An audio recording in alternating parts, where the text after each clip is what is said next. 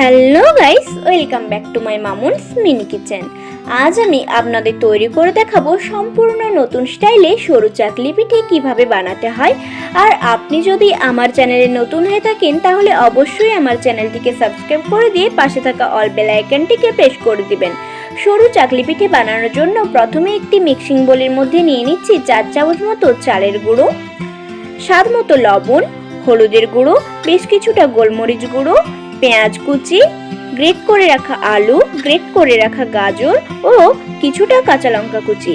এবার সমস্ত উপকরণকে খুব ভালোভাবে আমি মিশিয়ে নিলাম। এবার অল্প অল্প করে জল দিয়ে আমি মিশ্রণটিকে একদমই পাতলা করে নেব। আপনারা দেখতেই পাচ্ছেন মিশ্রণটি আমি ঠিক কতটা পাতলা করে নিয়েছি। এবার পিঠে বানানোর জন্য এখানে আমি একটি তাওয়া নিয়ে নিয়েছি আর নিয়ে নিয়েছি বাটিতে কিছুটা তেল ও কেটে রাখা বেগুন। এবার বাটি থেকে কিছুটা করে তেল নিয়ে আমি বেগুনটার সাহায্যে পুরো তাওয়াটায় তেল ব্রাশ করে নিচ্ছি। এবার গরম তাওয়ার মধ্যে আমি দিয়ে দিচ্ছি তৈরি করে রাখা মিশ্রণটি। আমি ঠিক যেভাবে ছড়িয়ে ছড়িয়ে মিশ্রণটি দিচ্ছি আপনারাও ঠিক সেমভাবেই করার চেষ্টা করবেন।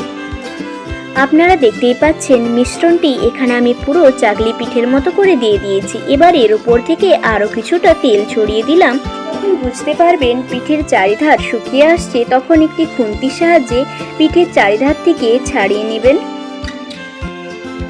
এবার আরও কিছুটা তেল দিয়ে আমি পিঠেটাকে সুন্দর করে ভেজে নিচ্ছি। পিঠেটা আমার প্রায় তৈরি হয়ে গেছে। এবার এটিকে আমি একটি পাত্রের মধ্যে তুলে নিলাম। ঠিক সেম প্রসেসে আমি আরও একটি পিঠে ভেজে নিলাম। আর আপনারাও একদিন বাড়িতে এইভাবে সরু চাকলি পিঠে বানিয়ে দেখুন, এর টেস্ট কিন্তু খেতে সম্পূর্ণ অন্যরকম হয়।